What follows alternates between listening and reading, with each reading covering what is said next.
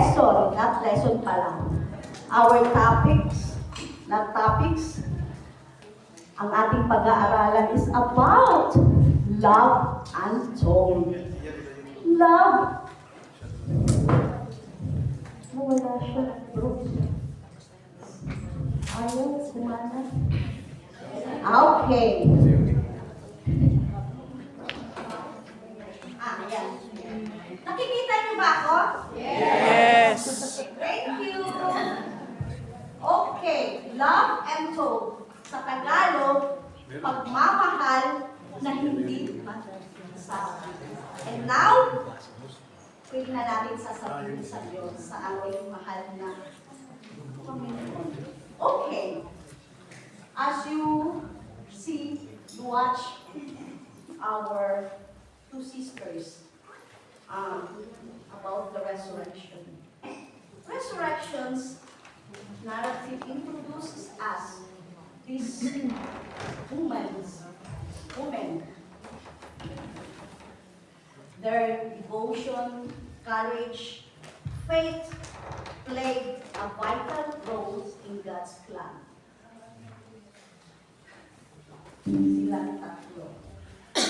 Okay? Sino sila? It's Mary Magdalene, Mother Mary, the mother of Joseph and James, and Mother Mary, mother of Jesus, and mother of the church. Okay. But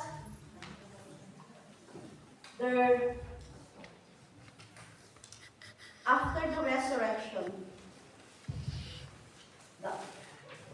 their journey did not end at the resurrection. They called them to return to Galilee. And they are the women, sila yung very important witnesses to the reality of the empty tomb.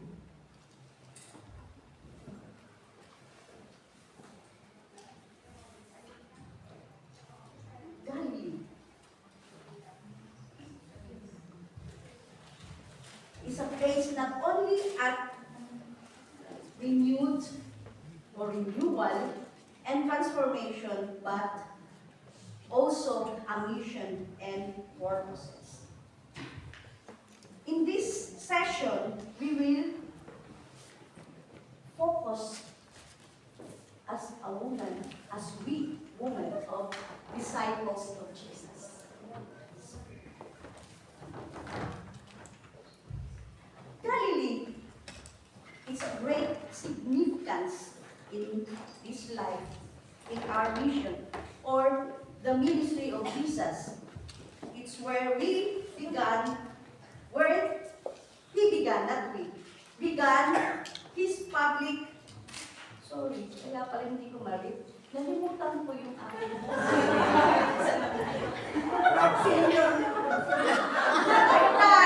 sorry. Okay, now it's clear.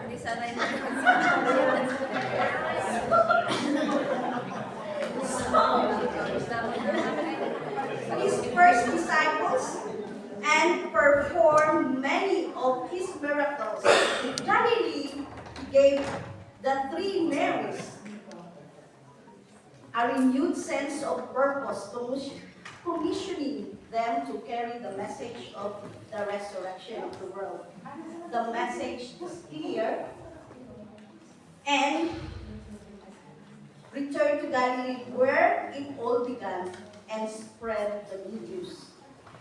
Galilee represents our personal faith, where we first encountered Jesus. Did you encounter Jesus? Na-encounter mo siya. Amen. Where we renewed His love and received our mission as His disciple. It is a place, but a moment of transformation where grief turns to joy, doubt and to faith, and passive witnessing to maging active tayong witness, saksi niya. Okay? As His disciple, like nila Mother Mary, the three women. Okay? And to carry the message of the resurrection, bringing hope and light to the world. Sabi nga ni Father, tayo ang magdadala ng pag-asa sa ating mga kapatid. Okay, let's start now. Pakinggan natin ngayon, who are they? Kung hindi natin kilala, maybe it's time now to remind, kasi ako nung binasa ko rin, na-remind din ako, I remember everything. Mary Magdalene, a fullness and healing, and Mary Magdalene, faithfulness and healing were deeply connected. Jesus freed her from 7 demons, have them out. And even she was estranged from God and unable to experience true freedom or peace. But Jesus restored her dignity and identity, yung rights of a person to be valued and respected. Kasi most of us atin hindi nagre-respect sa bawat isa, but now, sila ay, God will give us this gift. Her life changed when she met Jesus, who cast out the demons. This healing was not only for her body, but also for her heart and soul. And for his grace and love and kindness. As a beloved daughter of God, this moment began her new life, turning point that filled with her gratitude and devotion to Jesus.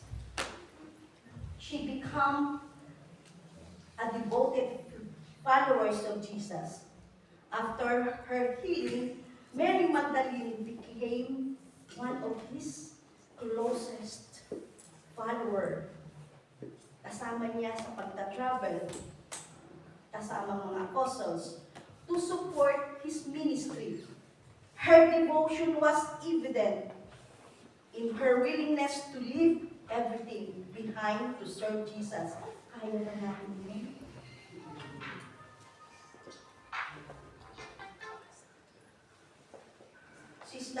It's not only for as an obligation, but as a gratitude. She walked with Jesus even during his most painful moment as at the crucifixion, when many disciples fled, umalis, natakot. But Mary Magdalene stood by the cross, witnessing his suffering and death. She encountered Jesus at the empty tomb. Her journey from death to life culminates in her encounter with Jesus. He felt overwhelmed with grief at that empty tomb. She was unable to recognize him at first, but when Jesus called her by her name, Mary, and that moment, she recognized him as her Rabboni. Rabboni means my master. Her grief turned into joy, her despair into hope. This encounter symbolized her a complete transformation as she sees now as to proclaim the truth of resurrection. Mary Magdalene healings shows that Jesus' love restored her health, dignity, and purpose. Her journey from spiritual death to light of resurrection reflects her hope of a new life in Christ. Jesus called us even in despair. Jesus called us to seek his presence and embrace life. Understand? Naintindihan? Okay. Now, let's go to Other Mary. Faithfulness in silence. Meron kaya tayo nito?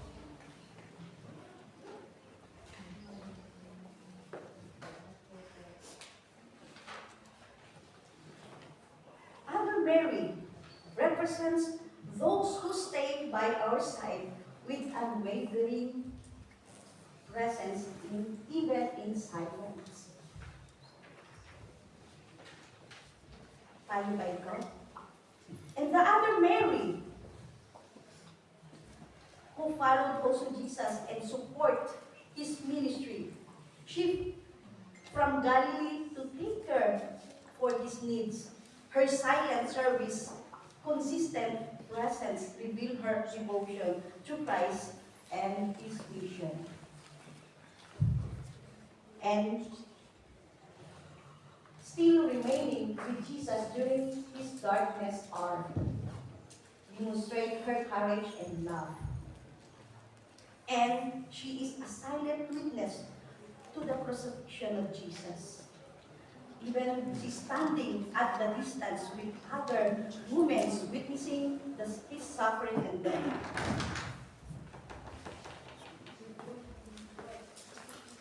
Her presence reminds us that love manifests in a quiet, faithful accompaniment during moments of suffering. She continued among the women who prepared spices and perfumes to anoint Jesus.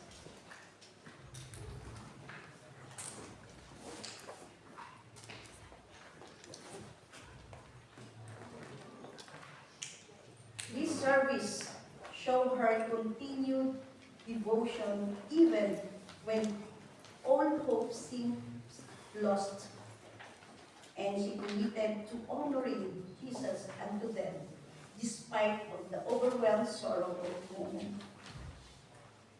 She was the other Mary who encountered Jesus at the empty tomb on the morning of the resurrection, along with Mary Magdalene. She goes to the tomb to announce Jesus' body, but they find the stone rolled away, and the tomb is empty. You see, her faith and perseverance are rewarded as she become one of the first witnesses, like Mary Magdalene, to the resurrection of Jesus. Her presence to the tomb shows that even in a moment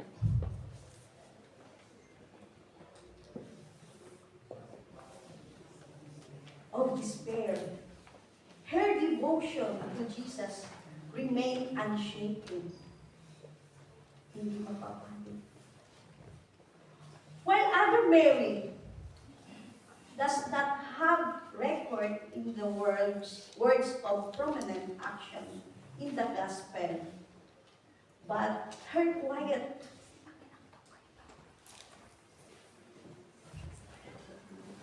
faithfulness speaks volumes about the power of being present and committed even without recognition or acclaim.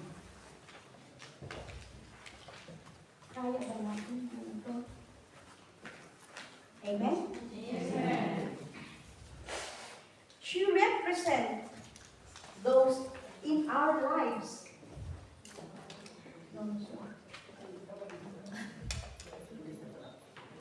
Who serve faithfully and love deeply without seeking attention.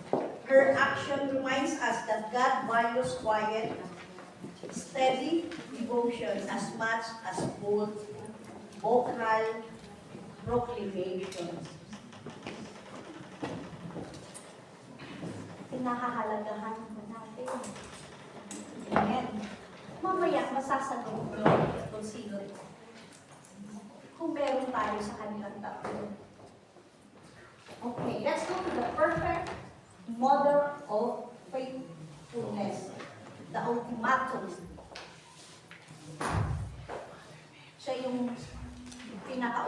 dapat nating model sa buhay. Bilang nanay, bilang kapatid, bilang babae. Mother Mary examples offer us a blueprint of our own spiritual journey to reflect, surrender, and trust in God's will with unwavering faith. Meron ba tayong paninindigan na kahit pera na, ipagpapalit na natin yung pagsisimba, pagro-rosaryo, or pagsiserve. Amen? Amen. Ano yung blueprint, my love? It's like a model or a plano ng Diyos sa atin. Lahat tayo, bawat isa may plano ng Diyos sa atin. She is our Lady of Hope. Naalala ko, noong si Pope the 16th, Benedict the 16th, pumunta siya ng Nazareth. During his homily, sabi niya, Mama Mary is the Lady of Hope, a title that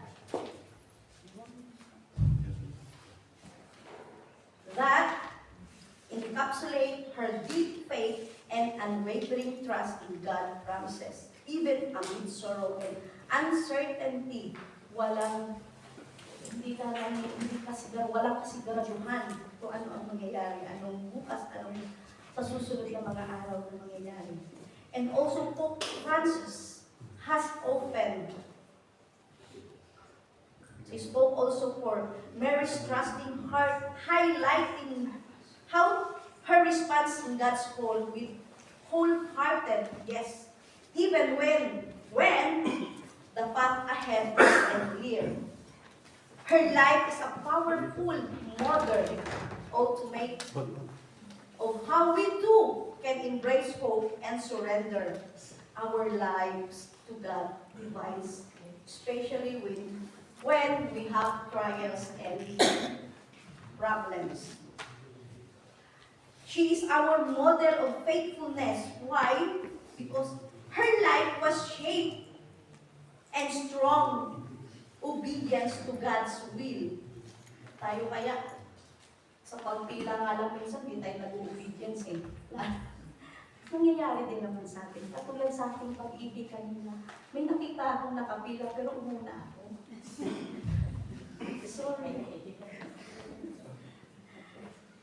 It's maliit na bagay pero it's not nice. It's not good. Diba? Mga kapatid. From Annunciation, when she said yes to the angel, to the crucifixion where she stood by the cross, her journey was one of a complete trust in God. Her yes was not just a single moment, hindi lang sa ngayon, but long life of response to His call through both joy and deep and sorrow. Her life was not a passive observation, hindi lang siya nag-observe. Like us minsan, pag tinatamad tayo, gusto lang natin mag-observe, ayaw natin mag-share or share yung ating talent. Doon lang tayo sa dulo. Yung ating talent.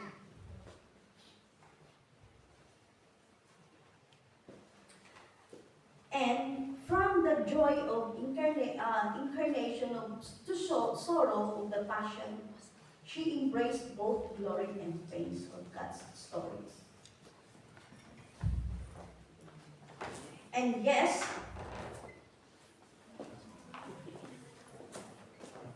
through her,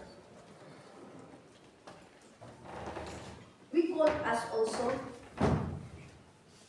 and with courage and trust, even Keep you in first challenging with times. tender hands. Her yes was not merely a moment, but it was a daily commitment to live in full surrender to God's plan.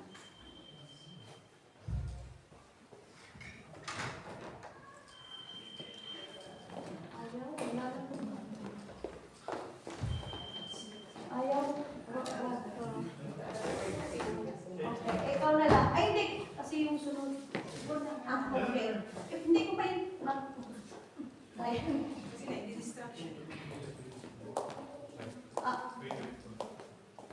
Sibon na, sibon na. Okay. Okay. O, sige na. Sayang yung ating oras. Okay. She trusted God with her whole life. Okay. And now she invites us to embrace her son. Mary,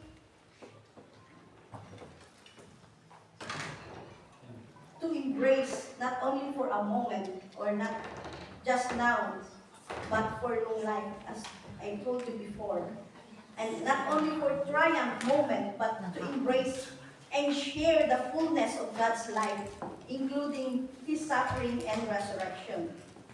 We are called to reflect deeply on the mysteries of Christ and share them with others, particularly those who are struggling in needs and hope. Now, let's go to walking to their footsteps. There.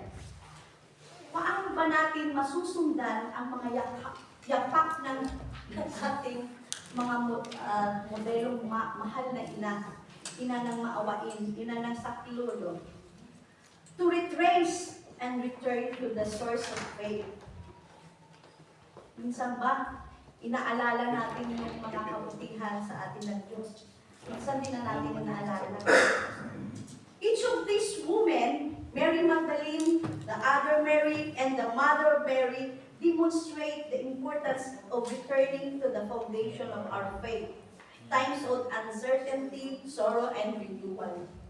Mary Magdalene retraced her journey from darkness to light. So, kung makasalanan man tayo before, nilinis na tayo ng Diyos when we say yes to God. Amen? Amen. Okay. She rediscovered, Mary Magdalene, rediscovered Him in a new way, resurrected and alive. And other Mary reminds steadfast, staying close to Jesus, even in a moment of silence, and seeing defeat. Do not waver, but continue to seek and serve Him. And Mother Mary pondered everything in her heart, continuously returning to her deep trust in God's plan from Annunciation to the cross.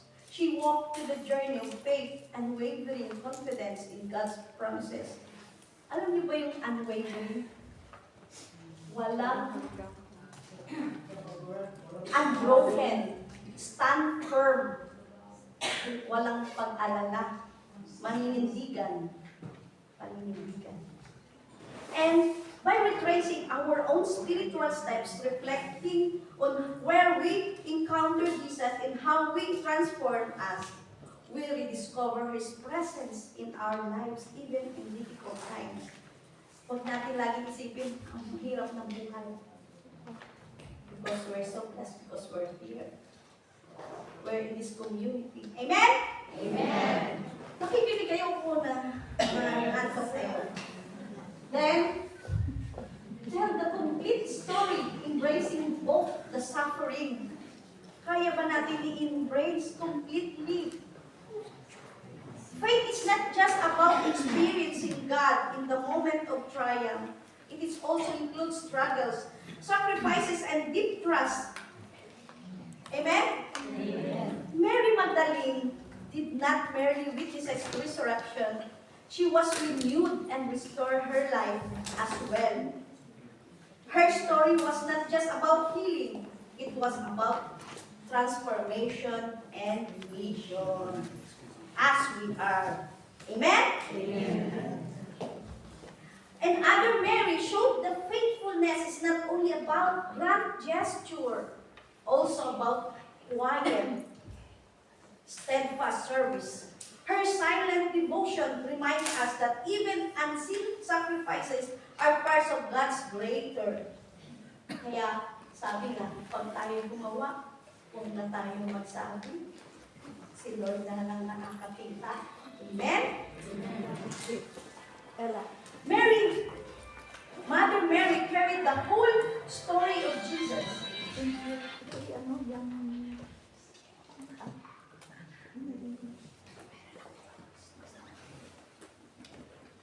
And reminds us the passion and hopeful in His resurrection.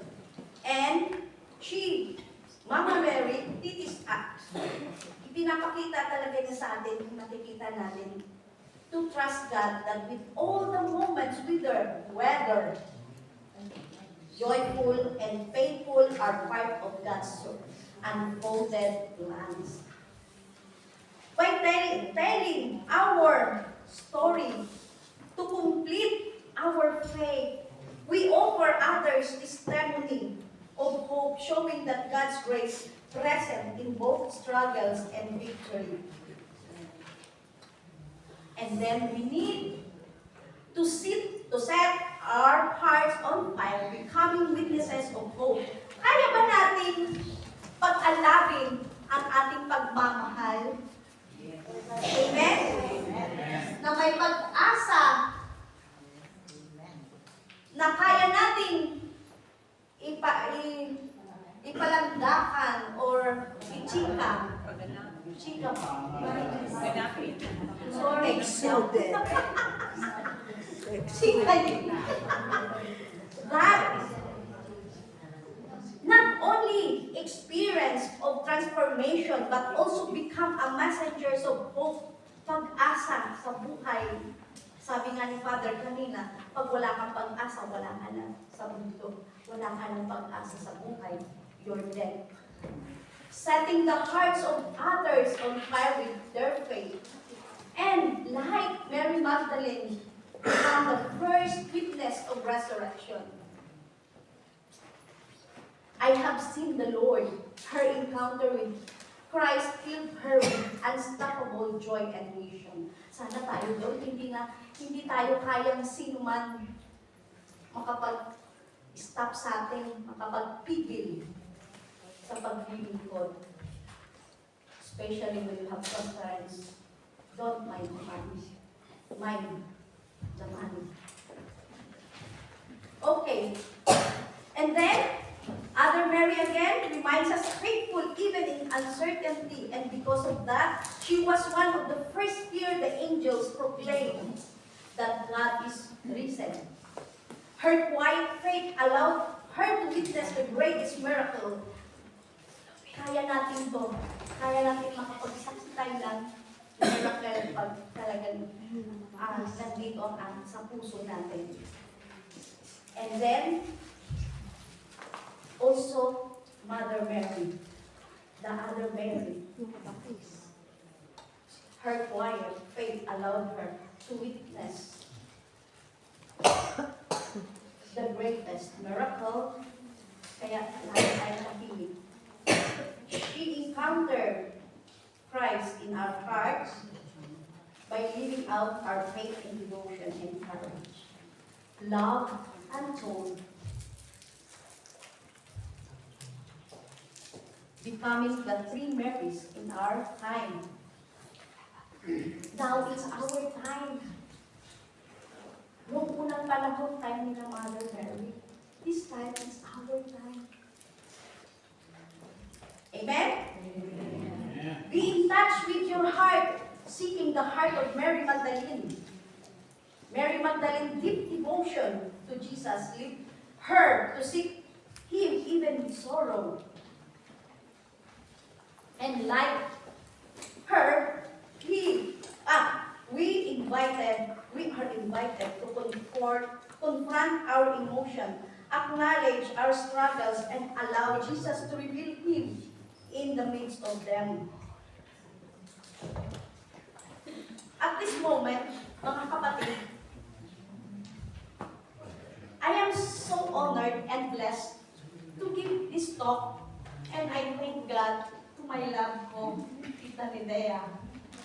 Naalala ko tuloy, na-remind me na yung hindi ko nasasabi, masasabi ko na ngayon. And this is for me. Yeah, Ako din, noong unang panahon, ako din ay makasalanan. Like Mary Magdalene. It's my sharing. It's time sharing now, ha? Kasi tapos na yung talk. Mary Magdalene, na katulad ko rin, makasalanan. And I remember, noong unang panahon, galit na galit ako sa mundo. Lalo na sa kanya. Dahil pinamigay ako ang aking ilan, lumaki ako ng pinagpasa-pasahan. Until nung dumating ako dito sa Greece, I'm just only 17 years old. Dami kong kalukuhan.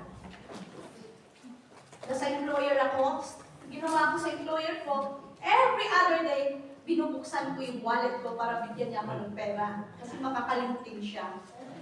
So, at yung oras, pag naihi ako ng alas 6, binabalik ko ng alas 3, kaya gutom na siya. Sabi niya, Marieta, sleep. And then, every other day, sabi ko, wala akong sapatos, wala akong damit. Every other day, kaya bilhin niya ako ng bigyan ng biyan. Diba, it's very bad. But, CFC came.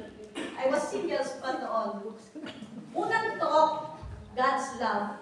Sobra akong napahiya kay Lord.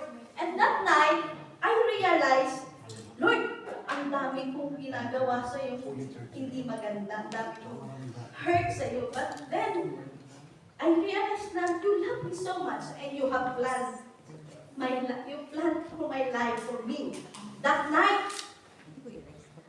nakatulog ako siguro mga 1 o'clock, 2 o'clock. Na nagilip ako sa kanya, nagpakita siya sa akin. And I will never forget that moment, yun yung moment ko sa kanya na hindi ko nasabi.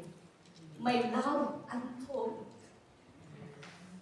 Yung pagyakap niya sa akin, na lahat ng tanong ko, para ako nakipag-usap, and nilagay niya yung kanyang kamay sa aking ulo. At that time, para akong kinabukasan, wala lahat, hindi na ako marunong magalit, puro lang ako tawa. Parang, di ba, nakikita niyo, malakas akong tumawa.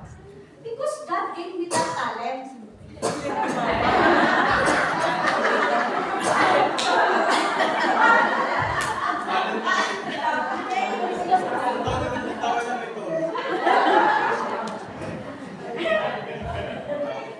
And then, at that time, sabi ko sa kanya, lahat sinalihan ko. Nagdadasal kami na Sister Arlene sa mga bahay-bahay. And then, sumali ako sa choir, lahat na lang, leaders, everything. And sumali ako sa SFC, very active ako. Walang pakalimutan naman sa mahalaga ako ay nagsiserve. At tawa pa rin ako ng tawa, nag-hurt ako after. And, dumating na yung panahon, 29 na pala ako. Sabi ko, Lord, kung bigyan mo ako ng asawa, ngayon na. pero, sabi ko, gusto ko makasama ko sa pagsiserve sa iyo. And after a week, binigyan niya ako ng Luis. But, hindi natapos ko, masaya na buhay ko, masaya na ako nagsiserve. And, from then on, alam niyo ba na when you serve, pagsubok, trials, suffering, sacrifices, ay kasama sa buhay. Unang pagsubok sa buhay ko ay nahulog yung anak ko sa hagdan. Nawalan siya ng mali, walan siyang buhay. Sabi ko, Mama Mary, hindi ako tumawag kay Lord. Kay Mama Mary ako tumawag, Lord. Mama Mary, buhayin mo lang anak ko habang buhay ako magro-rosaryo. Kaya hanggang ngayon dala-dala ko na. Hindi ako makatulog na hindi ako pag-rosary. And I thank God kasi nadagdagan pa rin yun. Dumating sa buhay ko si Maylad. Lagi kong nagsisimba. And I honored sa mga kapatid natin, katulad na sister, nakikita ko sila nasa simbahan lagi. Kahit hindi araw ng Sabado at Linggo. Amen? And, pangalawa, the last kong pagsubok sa buhay yung, of course, nung nasa community ka na, siyempre ako wala, bumismis lang. Siyempre, hindi pa ako completely fine lady. Kahit may asawa na. Marami pa rin ayaw sa akin. Naranasan ko yung petition ako. Pero but I'm still here in front of you because I serve the Lord. Amen.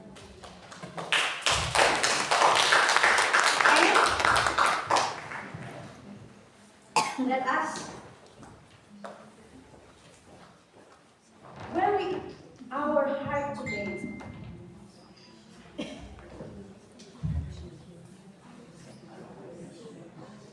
Are you focused on grief, fear, or unfulfilled desire? Are you ready to encounter Jesus as praise the Lord? Who pulls you to joy and hope? Be present to the real God. Be the witness of Mother Mary and Mother Mary. And also the other Mary was quiet, yet steadfast disciple.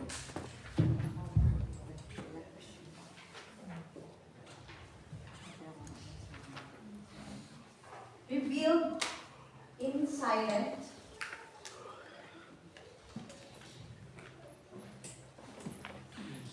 like the other Mary, we called to stand firm in faith, not seeking recognition, but remaining steadfast in love. Pagmamahal. Love, remember? This? Love. Yung mukha ko, love. Pag nakita niyo ako, pag-ibig na yan. 5 minutes. It's love. Because God's love you. Okay, and who is love? First, you are my love. Who know who you are. The faithful presence of Mary, the mother of Jesus, and Mary, the mother of Jesus, stood at the foot of the cross, unwavering faith. She teaches us, as being daughters of God means trust in His purpose, even when we do fully understand. And like Mother Mary, the mother of Jesus, we call to remember our dignity in Christ and not in the world's definition. Okay? Again, malapit na. Our conclusion. The presence of Queen Mary at the resurrection is a powerful testimony. The transformation power of faith, love, and hope. This unwavering devotion to Jesus through His life, death, and resurrection remind us that hope shines brightness when we trust in God's promises. And even in the face of grief, uncertainty, and fear, when others flee away, tayo dapat kung tayo tumakbo tulad ng mga nung unang panahon. We need to stand firm, okay? And as handmaids and a mother, we are called to reflect the lesson of this woman of our own lives. Like them, we are invited to remain faithful, trust in God's mercy, and hold on hope even in when we cannot yet see the full picture that hindi na natin pa nakikita because God knows where our path. Alam mo naman yun, kung saan papatungo ang iyong buhay.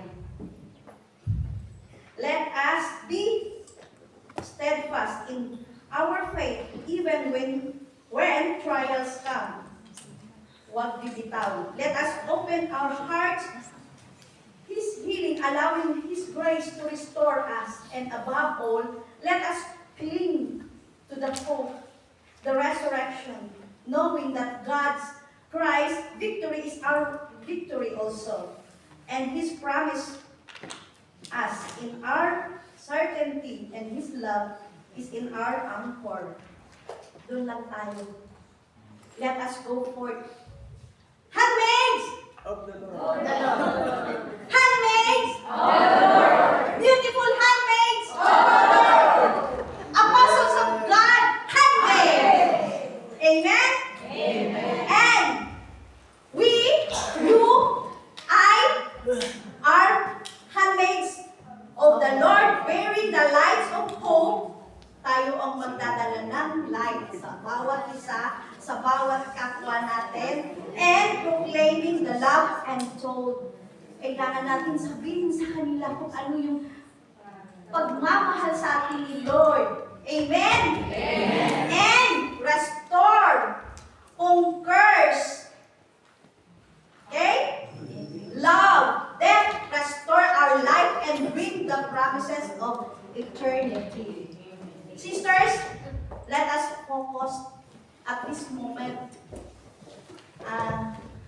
Close our eyes. Siya lang yung ating ipipicture sa ating isip, sa ating puso. Kung ano yung time, balikan natin kung paano niya tayo minahal, kung paano natin siya nakilala, kung paano niya tayo in-embrace, kung paano niya tayo tinatawag, kung paano niya tayo pinasaya. Huwag yung mga hurts or whatever we have na obstacle sa ating pagmamahal ng Diyos. Let us listen and pray.